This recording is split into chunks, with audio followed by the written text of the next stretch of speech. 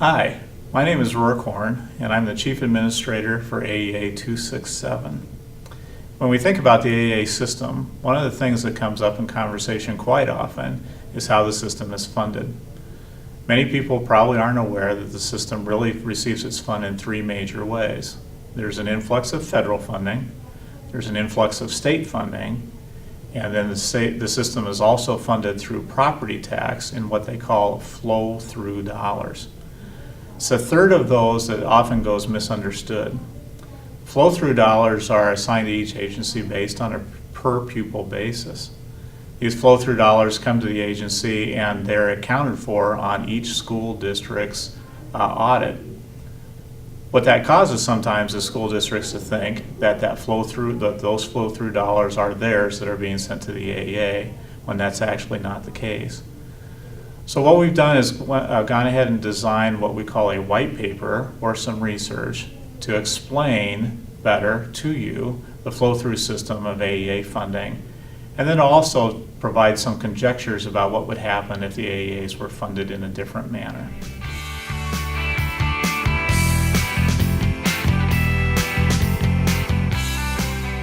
The first of those conjectures is that school districts, particularly those with less than 2,500 students, would not be able to receive the services they currently receive under the AEA system.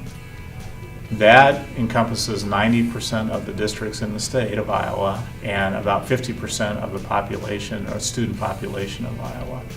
So those districts would really struggle without an AEA system funded the way that it currently is to be able to provide effective and efficient services.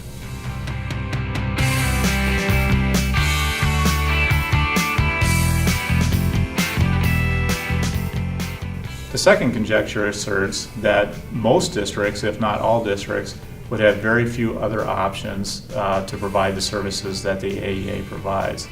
Those that were able to provide them would probably not be able to provide them with the efficiency that the AEA is able to provide.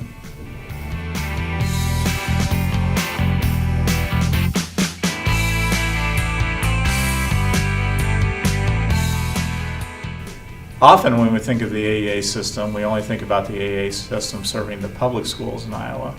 The AEA system also serves all the non-public schools in Iowa. What would happen to those schools without AEA services?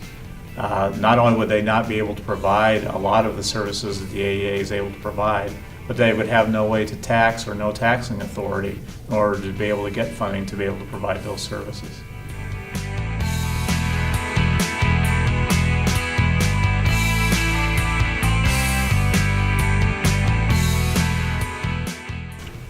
Conjecture number 4 asserts that if there was no statewide AEA system, then the collective capital of the AEA system would be compromised. Where else can all the best intellectual capacity of the state in regards to education get together and share and help information? Without an AEA system and a properly funded AEA system, there would be no way for that to happen.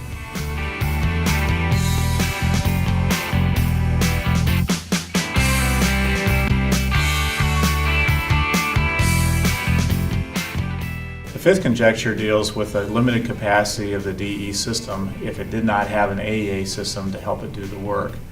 All the state and federal mandates would still be in place, likely those would not be eased, but without the regionalization of the AEA system, that would certainly limit the capacity of the DE system to be able to do all the great work it does for the state of Iowa as well.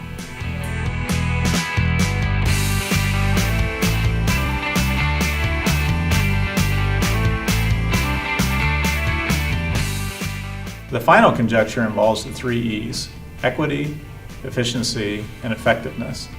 The AEA systems were originally put into place to provide equity to all students in Iowa. What would happen if the AEA system is not funded the way that it currently is?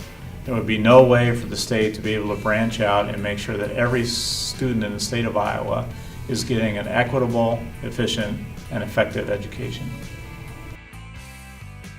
In closing, the purpose of this paper and the conjectures and this podcast is to give you an opportunity to really explore AEA system funding and the AEA system and its importance in how we deliver a statewide education that's equitable, effective, and efficient. Thank you for your time.